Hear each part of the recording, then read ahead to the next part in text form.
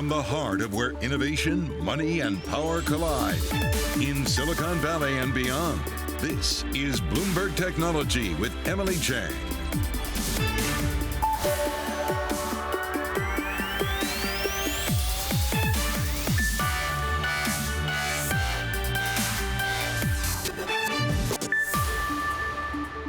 Welcome to Bloomberg Technology. I'm Emily Chang in San Francisco. Coming up in the next hour, the Apple Car. It is a long-awaited project, but we still don't know if it is even coming. This, as Bloomberg learns, the company's self-driving car unit has lost many top managers in recent months. We'll get an update. Plus, pandemic lockdowns drove millions to games for entertainment, socialization, and just to escape. The CEO of Electronic Arts, the maker of hits like Madden, FIFA, and Battlefield, joins us to talk about the post-pandemic gaming future. And the Texodus. The last year has seen tech employees and even CEOs like Elon Musk migrate from Silicon Valley to places like Austin, Texas. I'll speak to Austin Mayor Steven Adler on just what that means for his Lone Star City. We'll get to all of that in a moment, but first let's get a look at the markets. U.S. stocks rising as the tussle between economic optimism and concerns about inflation continue to play out in markets and in tech. Our Kriti Gupta has the full picture. Kriti?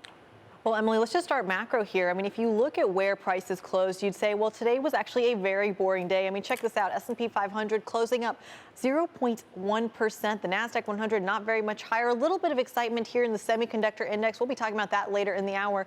But like I said, it seems boring on the surface. That is until you go to the action-packed land of meme stocks, where you saw a 95% rise in AMC shares, as much as 102% at its peak. Really, this idea that retail trade that's been driving those meme stocks getting stronger and stronger. And you can really see that taking with it Express, BlackBerry, GameStop isn't on the screen, but taking GameStop with it as well really tells you that those meme stocks, they're not going anywhere. So if you actually just look at how they did year to date, for example, compared to the S&P 500, which has been kind of in a sideways trading territory, monster gains. Even if we see some of that retail mania die down, you saw that back in January, slow down just a little bit. Look, it's picking back up, and it's been this whole time outperforming the S&P 500 on a percentage basis. Emily, it looks like these retail traders are here to stay. All right, we'll watch that trend continue to play out. Kriti Gupta, thanks so much. Now on to a potentially serious bump in the road for Apple's self-driving car team. Over the last few months, multiple top managers have stepped down, which could be a sign of attrition at a division in what could involve a big, important product for the future. Let's get more from Bloomberg Tech's Mark Gurman. So, Mark, what have you learned about who is leaving the Apple Car project and why? Hey, Emily, thank you so much for having me. So at the top of the Apple Car project is the project's leader. That's Doug Field. He's the VP of Special Projects, as he's called at Apple. Before Apple, of course, he was the chief vehicle engineer at Tesla. And he was one of the brains behind the Model 3. As we know, that's one of the biggest, self-driving, or not self-driving, the biggest electric cars on the market right now. It's the envy of the industry. Beneath him is an executive management team for the car project of about 10 to 12 people. Well, 3 of those people, so a decent chunk of them, have left over the past 4 to 5 months. Earlier this year, Benjamin Lyon, who was in charge of much of the engineering for the car project and one of the original creators of the project, left. After him, Jamie Wado, who was a big-name engineer at Waymo and NASA, was in charge of safety and regulatory matters for the project, departed. And in the last few days, Dave Scott, another manager related to robotics for the car, departed the project too. So a few interesting names leaving the project at a very interesting time. We're sort of at the recreation stage of this big Tesla competitor that the company hopes to launch later in the decade. Well, that's my next question is, what's the actual status of Apple's car project? I mean, Apple's, of course, very secretive about this project, and most of what we know is from your reporting. It's still extremely early, right? They don't have, big prototypes that they are testing on the roads. They don't have a manufacturing partner. They don't have a car partner if they're looking to go in this direction. So it's still very much in the conceptual and exploratory stage, with the eyes eventually on releasing this car. Now, here's my opinion. Let's say you are one of the top leaders of a project that is destined to be one of the biggest deals that Apple, this $2 trillion company, the maker of the iPhone, the company Steve Jobs created, right? Are you really going to leave the company right at the beginning stages if you necessarily believe, in the mission, believe in this product ending up happening, believing in this car being able to be a real rival to Tesla? I don't necessarily think so. Of course, there's many other factors at play, but I think 3 major departures in the past few months is quite notable for that reason alone. How much does it matter if Apple has a big play in cars or not? Yeah, I don't necessarily think it matters today, but what Apple wants to avoid is Amazon, Uber, or other companies, Google, coming out with their own consumer-grade car or car fleets that really begin to rival up against Apple. This is what Apple doesn't want. They don't want Amazon to really have a self-driving company within Amazon. They don't want a fleet to really, gain so much steam in society, and then Amazon and another company that creates that fleet to come out with phones or other devices that compete with Apple. Let's say you get really glued to this hypothetical, Google, or let's say you get really glued to Waymo, right? And it becomes a big part of your life, that Google service. Then maybe you're going to start, ditching your iPhone or other Apple products for other Google products. So what all these tech companies are trying to do is they're trying to create ecosystems within themselves. And it's pretty clear that self-driving technology in cars is the direction consumers are going. And so Apple can't necessarily, in the long term, really afford to lose out on that. In the next 10 years, does Apple really need a car? No, but this is long-term thinking, so I think it will end up being very important to the company in the future. Right, and of course, Apple's ecosystem has been a huge key to its success across its range of products. Bloomberg Tech's Mark Gurman. As always, Mark, thanks so much for your reporting on this.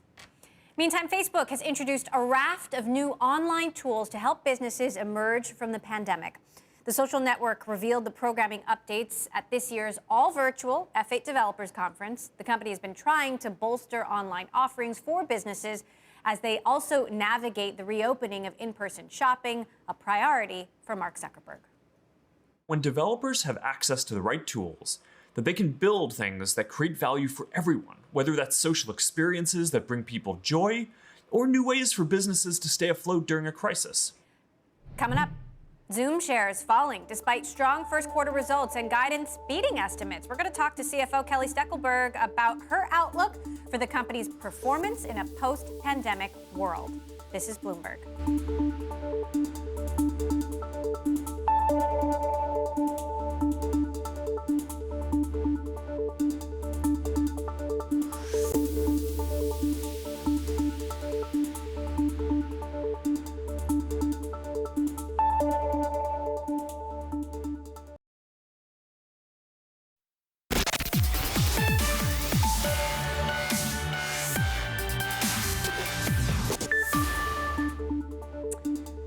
Shares fell slightly even after reporting strong first quarter results and a sales forecast for the current quarter that topped analyst estimates. Investors concerned about how Zoom's growth continues as more vaccines roll out and lockdowns get lifted. Joining us now to discuss, Zoom CFO Kelly Steckelberg. And Kelly, every quarter I feel like I've asked you the same question, but now you have a clearer picture of what Zoom's growth looks like or doesn't look like in a post-pandemic world. What are the numbers telling you?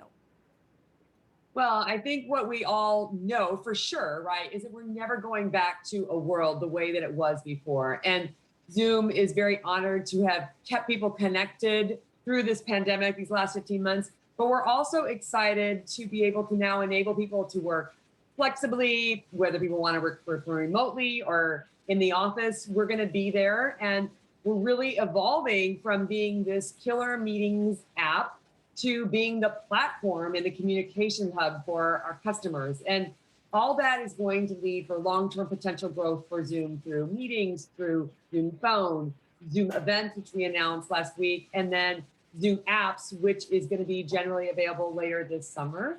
So we're really excited to be a key partner as we start to move through the world in another way.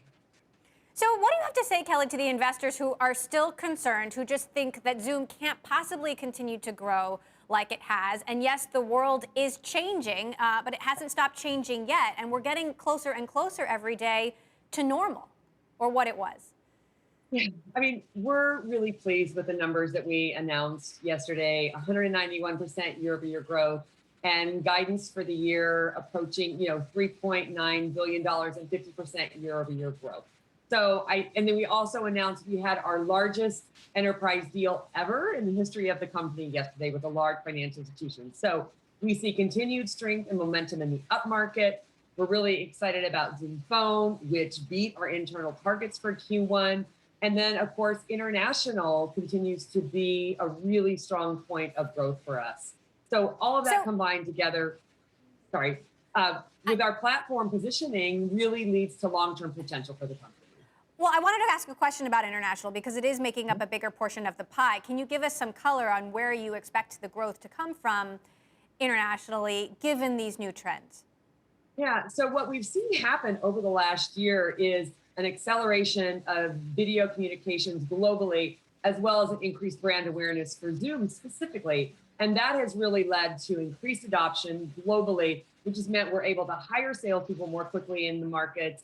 And we've seen strong growth everywhere in Europe, in Asia. Latin America was really a strong point for us in Q1. So we're excited about that potential.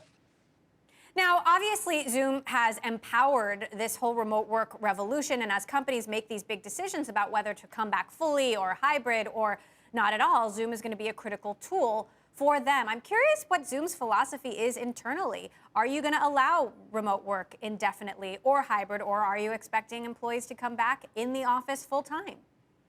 Well, we, like all of our customers, are still learning and refining our philosophy around this. We actually are testing reopening an office. We just opened up our Australia office on June 1st. So that's our first office to reopen. And we're going to watch and see how our employees use space, what works well for them. And that will continue to inform our own internal philosophy about how we open the rest of our offices eventually. Meantime, I want to talk a little bit more about the diversification of products. You mentioned Zoom Phone, and I'm curious how you see this evolving into a fuller suite of products that enterprises can buy, as opposed to just the video conferencing software, which has been so key. Yeah, so what we've seen is customers, as we've transformed their meetings experience now, and they're looking to simplify their vendors, they're turning to us for their cloud PBX solution as well. Phone especially has been one of those last areas that organizations have made the jump from on-prem to the cloud. And the combination of the pandemic, having office phones sitting unused in office spaces, has really propelled people to start to think about making that transition. And super excited, we announced yesterday on the call, we're up to 1.5 million Zoom Phone seats sold.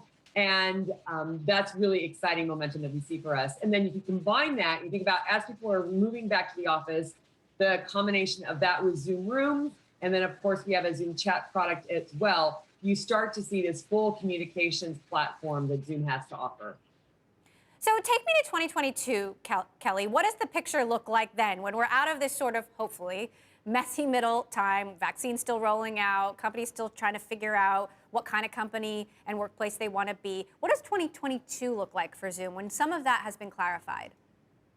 What we see is a suite of products that help individuals and organizations seamlessly move through their workday or their social life or even maybe their children's school, because they can leverage the product for the flexibility and the convenience that we've all grown accustomed to. So you think about even parents going to PTA meetings, now they can still and hopefully continue to pop into those meetings for an hour in the evening rather than have to drive across town to their children's school. Or it keeps organizations connected by leveraging something like Smart Gallery, which is our technology that creates this democratization, where everybody's square is the same size on the screen, whether you're in the room or you're working remotely. And that's what we're endeavoring to do, is take the best experiences that we've all had over the last year and combine those into moving around the world safely again in the best possible way. All right, Kelly Steckelberg, thanks so much for joining us. Always good to hear your vision for where the world is going, CFO of Zoom there. Okay, some other news now. Amazon is overhauling how it monitors worker productivity in its warehouses. The online retailer uses algorithms to monitor how long employees are away from their workstations. If it's too long, workers need to explain why. and may be issued a warning. The rethink coincides with news reports that the injury rate at Amazon warehouses is higher than its peers in the logistics industry.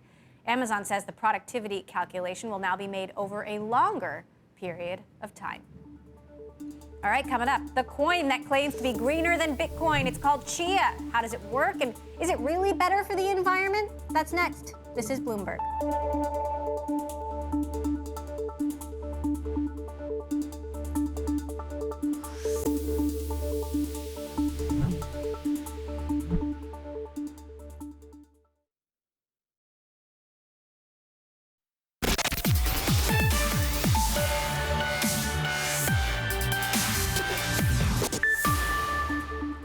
While the markets remain gripped by crypto volatility, within the crypto market itself, a debate is raging over how to make mining more green. When Elon Musk tweeted that Tesla would no longer be accepting Bitcoin due to environmental concerns about the mining process, his comment sent the price of Bitcoin plunging dramatically. If digital coins are here to stay, though, how do we make them more sustainable? Let's ask Gene Hoffman, now president and CEO of the Chia Network, who's tackling what he calls greener farming. Gene, thank you so much for joining us. So Chia has been dubbed the green altcoin. How exactly is it greener than Bitcoin? Well, first of all, instead of relying on electricity and custom hardware to prove that you're correctly validating the chain, we instead rely on unused hard drive space. And what you do is you fill your space with what is the equivalent of a bingo card, and you just store it on your drive until you happen to win that challenge and get the chance to validate a transaction. And hard drives use significantly less power. If all the hard drives that we're going to ship this year, a whole zettabyte worth, were compared to just, say, Ethereum, that's like 1/10 the total energy usage per year.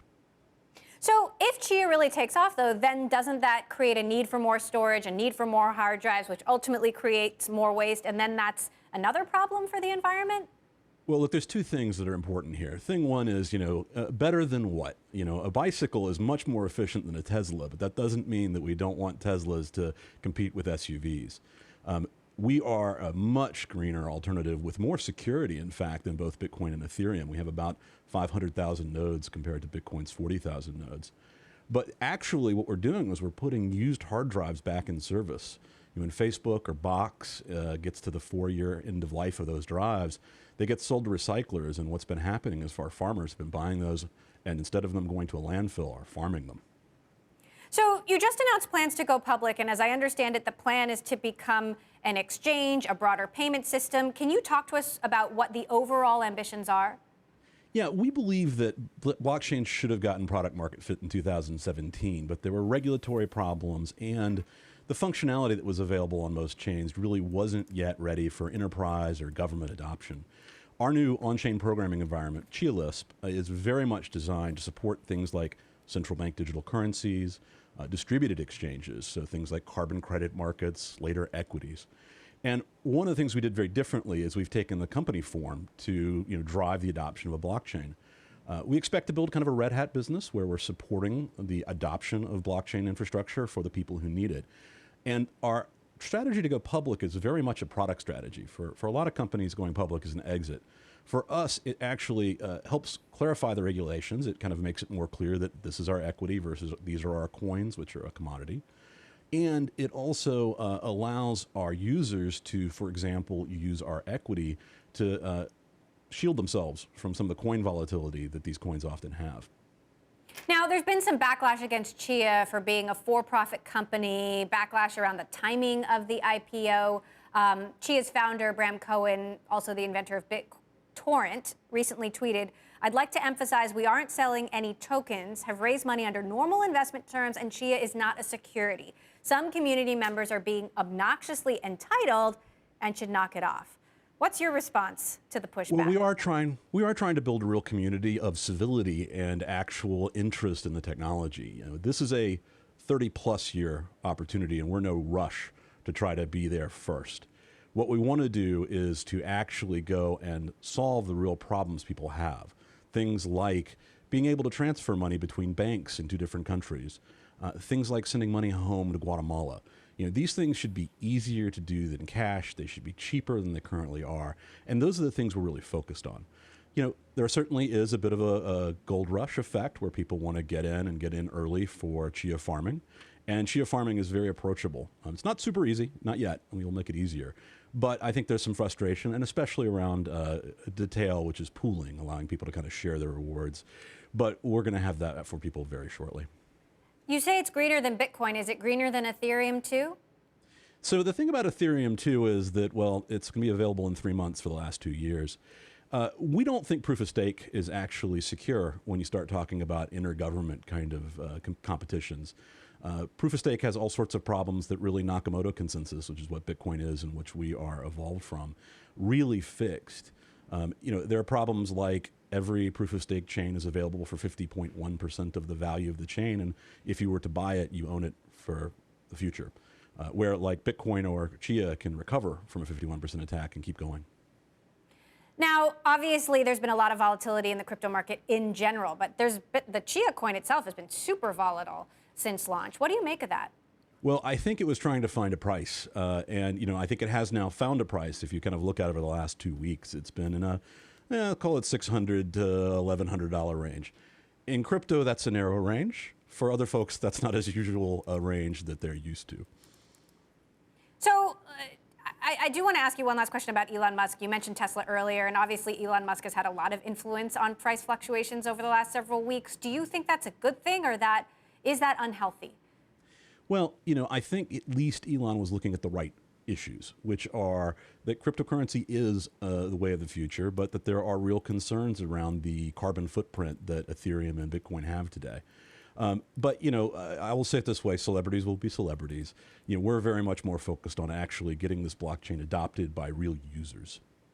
So you think he's just a celebrity? Well, certainly not in the rocket business or in the car business or the solar business, but in the blockchain space, I like to joke. He once tweeted that he wanted blockchains to be 10 times faster and 10 times cheaper, and I'm hoping that my Plaid Model S is going to be 10 times cheaper too.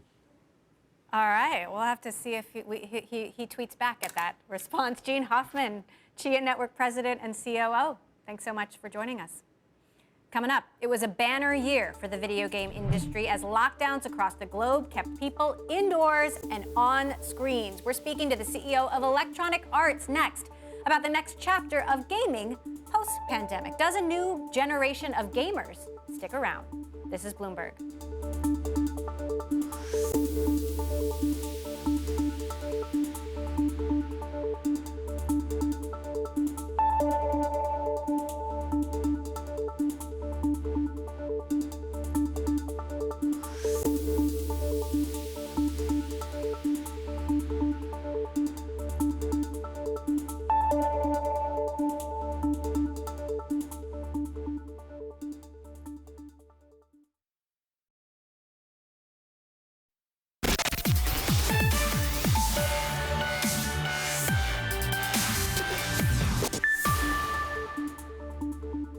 Welcome back to Bloomberg Technology. I'm Emily Chang in San Francisco. Chips and gaming topping our list of stocks to watch. Let's get to our Bloomberg Markets reporter, Kriti Gupta in New York. Kriti, take it away. Well, Emily, let's just kick it off with those chip stocks because it was indeed a big day for the semiconductor index. Let's just take a look here. You can just take a look at this chips index on some of those kind of companies. NVIDIA is that major heavyweight, not just in the Philadelphia Semiconductor Index, but in the S&P 500, in the NASDAQ 100 as well. And you can really see it is outperforming some of its peers, Broadcom, Texas Instruments, even the SOX index as a whole. NVIDIA is coming out on top. This is going to be a really key factor when we're comparing it to other parts of the tech sector, in particular when we're comparing it to the likes of the NASDAQ 100. So just take a look at that outperformance. And it's even as we have this global chip shortage, some would say that's even what's driving demand, driving that stock price, saying that that momentum won't quit anytime soon. So what's not doing so well? Well, in comparison to the chips in particular, the likes of NVIDIA, video game stocks trailing just a little bit. So 2020, even though it was that stay-at-home stocks, even though you did see those massive gains in the likes of Electronic Arts, Activision, Blizzard, you didn't see them catch up to the semiconductor index. But you know what, Emily, 2021 could be their year. All right, let's talk about that now. Kriti Gupta, Bloomberg Markets reporter, thanks so much. Sticking with gaming, a big month ahead and year potentially for Electronic Arts, set to debut the latest release of their popular title, Battlefield. This after 2020 turned out to be a banner year for gaming with folks on lockdown, young and old, turning to games for entertainment. Do these new gamers stick around in a post-pandemic world? Joining me now to discuss it all, Electronic Arts CEO Andrew Wilson. EA, of course, makes not just Battlefield, but hit sports games, Madden and FIFA. Andrew, we spoke about a year ago to the day at the height of the pandemic lockdown when everyone was gaming for entertainment, for socialization, to just escape. The big question is, can that kind of demand keep up? Well, thanks for having me. The short answer, I think, is yes, and we're already seeing that. I mean, we came off an extraordinary year last year as an industry, and continue to be grateful for everything our people were able to do for our players, and the fact that our players came to spend so much time with us. But even with such a strong year last year, we guided to an even bigger year this year, and so we're projecting that continued growth. And that's not unnatural because people have discovered just how awesome games are, and that's a connection they've made both with the content itself and their friends through that content. And our expectation is that's going to continue to grow over time. So you just reported your biggest year in history. Can you do it again? Well, we've guided to 18% top line growth. I think that during my tenure, I think there's only one other time we've guided anywhere above kind of 5 or 6 or 7%. And so this is a big jump for us. And of course, we made some acquisitions with Codemasters and Glue that are helping drive that growth. But we feel really good about the year ahead. As I said, the industry's on fire. More people have recognized the value of games. Our kind of network of players is growing. We've got great content. You mentioned Battlefield coming this year in addition to FIFA and Madden and so many other great things. Any details you can give us on Battlefield? How big do you think this will be? Well, I think it's going to be huge. And Battlefield is just such a great franchise. It's been a number of years since we're in the market with that game. We're going to announce next week on June 9th, we're going to kind of do our release trailer as a small kind of snippet of, consumer demand. We did just a teaser yesterday, and the results are through the roof. And while it's just a teaser that we did, and so it doesn't really speak to the game itself, we're going to do a lot more of that next week. It does speak to just how much anticipation there is in the market. We broke all kinds of records with views and retweets and likes and that kind of thing. So I feel really good about where we're going. I love what the team is doing with the game. And now clearly this is reinforcing that there's a lot of kind of anticipation in the market as well. We're coming up on June 16th, which is the day last year that you revealed the cover of Madden NFL. Who's going to be on the cover of Madden 22, and when will we know? Well, we're going to know soon enough. The team, I reviewed it with the team just a few days ago. I can tell you that they've got more surprises afoot. We're going to do something a little different with the cover this year. I won't say any more than that, other than to say I'm really proud of the work the team has done, both with the game, with the cover, and with the marketing that we're going to build around Madden. Again, Madden was a really strong year last year. We've saw more players come into Madden, more players engaging deeply with Madden than we've ever seen before. And our expectation, again, is this is going to be a spectacular year for EA Sports Madden. All right, we were just looking at Lamar Jackson, last year's cover athlete. Tell me a little bit about the gaming demographic, Andrew, and how it is changing. Are you seeing more kids, more women, more folks of an older generation gaming? Because that's what we're hearing from other gaming CEOs, is that there's, not just new gamers, but an entirely new audience who looks and uses these games differently. Yeah, I think we've seen that. We've been seeing that for a while now. Again, I started this industry over 20 years ago, and really, video games were for teenage boys, and now we see it from 6 to 60 and beyond. And what we see is that at least half, and in many cases, more than 50% of the population are women. I'm watching my son who's 6 and my daughter who's 9 get into gaming, and the beauty of what games can bring and how I'm able to connect with my kids. And I'm hearing that more and more, as this isn't just about how can I go and escape the world through games, but how can I connect with my friends? How can I connect with my family? How can I connect with people around the world through this wonderful form of entertainment that is interactive games? And so what we're seeing is a dramatic broadening of the marketplace. And certainly the last year has only accelerated that. Now, one of the things we talked about last year was how working remotely was a challenge for the gaming industry to innovate together, but also apart. We've heard some CEOs put a stake in the ground saying we want everyone back to the office, and others saying we can be fully remote. Will you let workers continue to work remotely no matter where they live for the indefinite future? Yeah, listen, we're a creative industry, and there's a kinetic energy that comes when you put creative people together.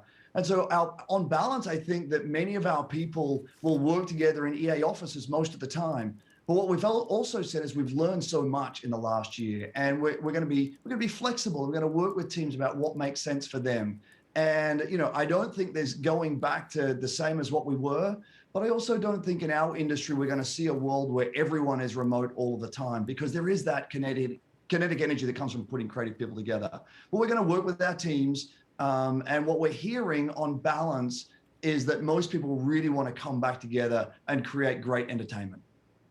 Meantime, there's a big controversy evolving between game makers and platforms and companies like Apple in particular. We have been following the Apple Epic trial. We're now waiting for a decision from the judge there. Epic, obviously, a huge player in the gaming industry with Fortnite. What's your take?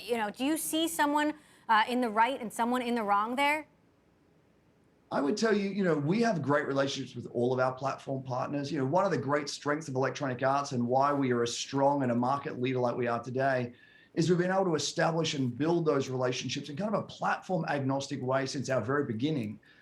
We continue to have really strong relationships with Microsoft and Sony, Nintendo and Apple and Google and others who are building, like with Stadia and Facebook and others. And our orientation is to continue to try and work together with our partners to ensure that we can reach as many players as possible in the best, most compelling way possible and offer our players amazing entertainment at amazing value. And so I think as this conversation continues, that's going to be our focus as we work with our platform partners. Now, gaming is increasingly intersecting with other forms of entertainment, and we've talked a lot about the metaverse, the intersection of the physical and virtual worlds. Maybe it's becoming more of a reality. What's your view on the metaverse, and how are you thinking about that to deepen the engagement within EA games themselves? Well, I think you've probably heard me say this before, but we've seen two fundamental secular trends kind of accelerate over the last 12 months. One, which is the nature of social interaction moving from physical to digital. And the other is that the consumption of sport and entertainment is moving from linear to interactive. And so that's only helping us as new players come into our network of gamers and enjoy the entertainment that we make. The notion of the metaverse is something that's being talked about a lot. It's one of those buzzwords that we hear. It's something that started, I think, as early as 1992 in a Neil Stephenson book called Snow Crash. It's really just a three-dimensional spatial representation in a virtual world that facilitates something, whether that's social connection, whether that's entertainment, whether that's exploration, whether that's education, or at some point in time, commercial enterprise. I think our focus right now is building amazing 3D worlds with amazing characters and amazing stories, whether that's in the context of our sports business or the context of our entertainment business, and really trying to develop those further for our players over time. And at some level, it wouldn't be unnatural to expect our players will want to do more than just the core element of the game. And we, of course, will begin to facilitate that over time. But I think less about the metaverse and more about how can we fulfill the motivations of our players in the context of the interactive entertainment that we create. All right. Andrew Wilson, CEO of Electronic Arts. Good to have you back, Andrew. We'll have to wait another year before you return. Thank you. Okay, coming up, step aside, Silicon Valley. Austin, Texas has reason to swagger, attracting more tech workers than other cities in the last year. I'm going to speak to Austin Mayor Steve Adler next about the allure of the Lone Star State and how his city is grappling with a rapid influx of new people. Our City Lab series is next.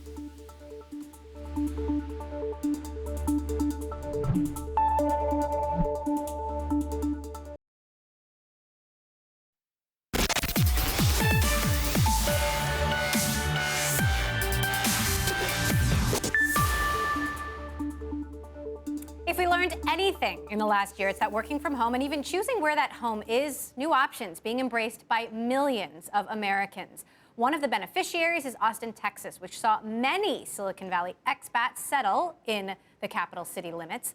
A LinkedIn study has now found that Austin captured a net inflow of more than 200 software and IT workers per 10,000 existing ones, according to data from May 2020 through April 2021.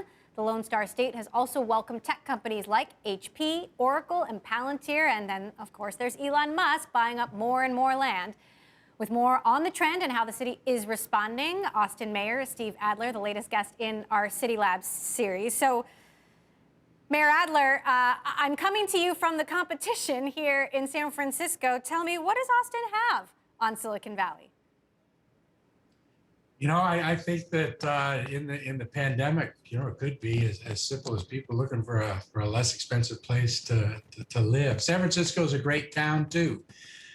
We kind of think we're have a magical place here in Austin. It's a creative, vibrant, entrepreneurial city. The watch phrase in Austin is keep Austin weird.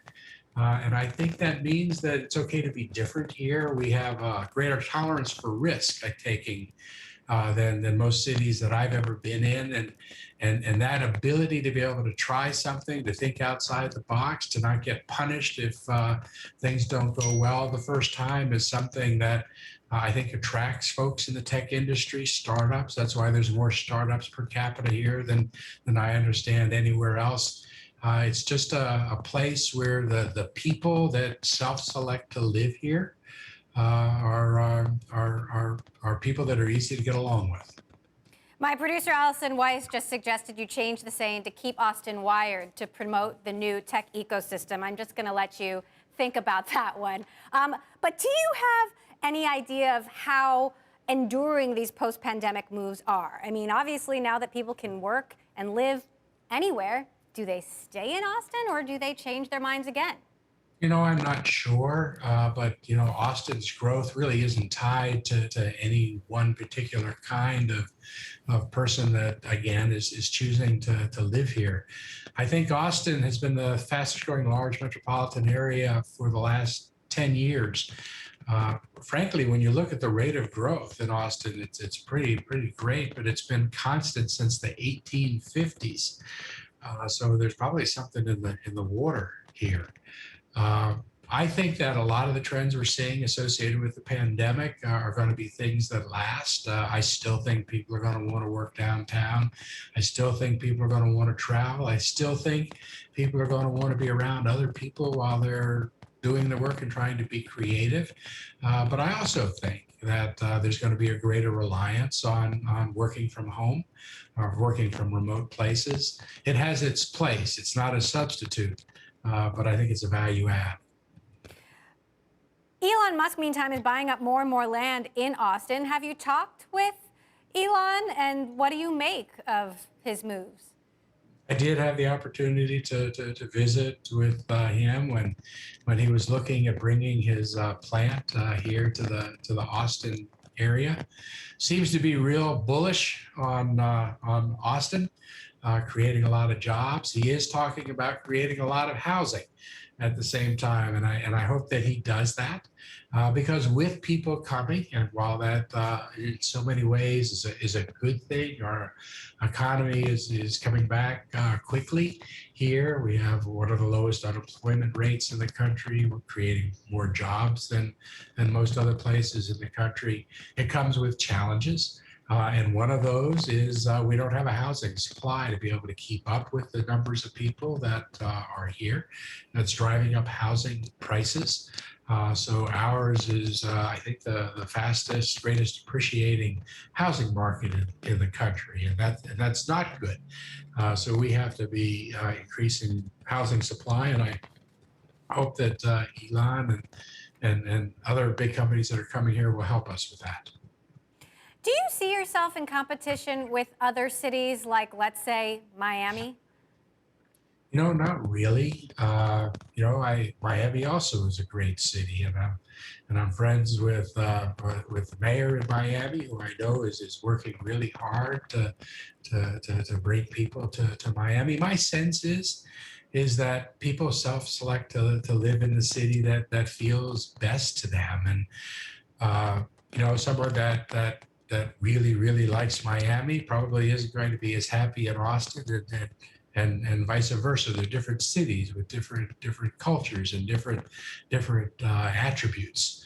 I really like this city, and I think there are characteristics of this town that are pretty unique. And I think a lot of the companies that are coming to Austin want to come here because the people that they want to hire want to live in this city. We're all just different. And I like what we have here. All right, Mayor Adler, keep Austin wired. You've had a few minutes to think about it. What do you think? I think we're going to keep with weird here. I think I'd be strung up if I tried to change that now. All right, Austin Mayor Steve Adler, thanks so much for joining us. Good to have you. We'll be watching to see how the tech ecosystem in Austin evolves. Okay, coming up, the JBS hack attack. The world's largest meat producer begins reopening idled beef plants after being hit by a major cyber thief. We'll talk about who's behind it next. This is Bloomberg.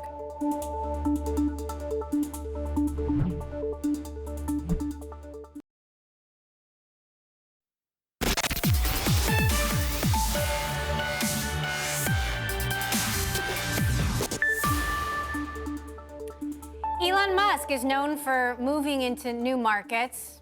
Austin, Bitcoin. First, there were cars, then rockets, and don't forget his tunneling company. But could the serial entrepreneur be opening his first diner now?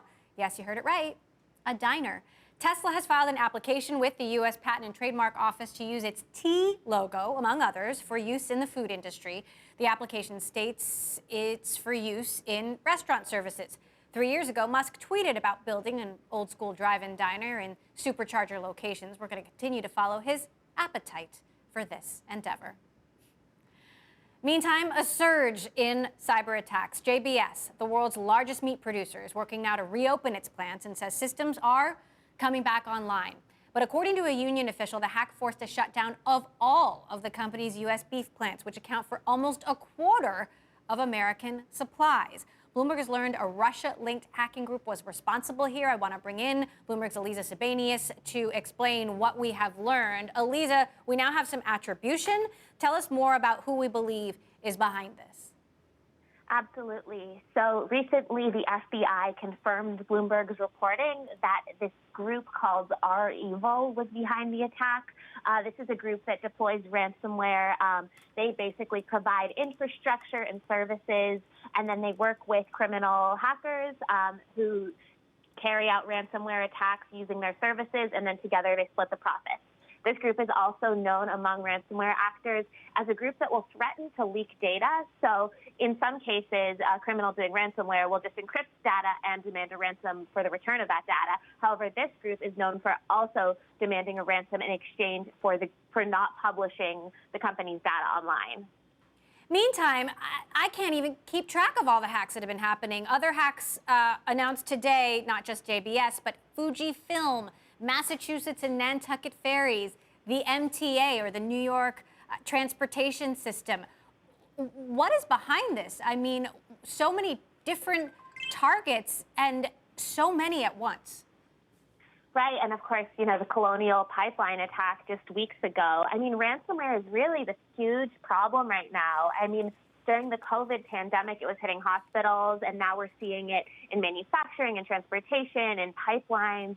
And it seems like there hasn't been an effective crackdown on it, and criminals have learned that it's a way to make money. People will pay a ransom to get their systems back up and running or to keep their data from being private. The Department of Homeland Security had a 90-day sprint devoted to thinking about how to handle ransomware and working with companies to do so. But it seems like, you know, a really prevalent threat that the government is still working to get their arms around. Now, our guest yesterday was emphatic that Russia is not doing anything to stop this, and in fact used the word war to describe the state that we are in. What is your sense of Russia's involvement or lack thereof in the range of these attacks?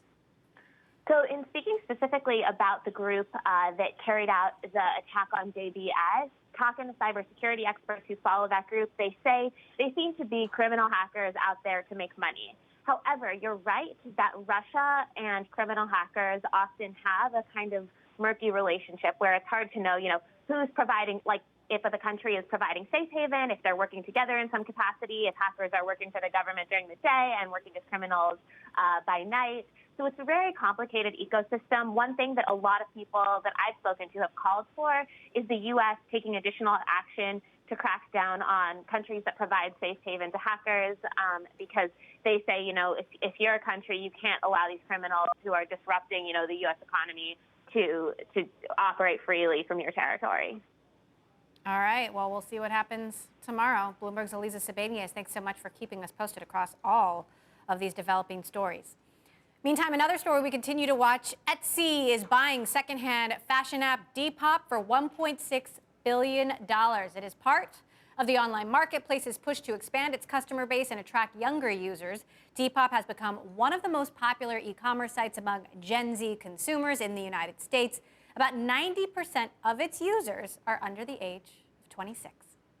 And that does it for this edition of Bloomberg Technology. Do not miss our show tomorrow. We'll be speaking to Kraken CEO Jesse Powell, of course, a competitive exchange to Coinbase, and Rent the Runway's Jennifer Hyman. A crazy year for Rent the Runway. She'll tell us how the company is coming out of it. Thanks so much for joining us. I'm Emily Chang in San Francisco. This is Bloomberg.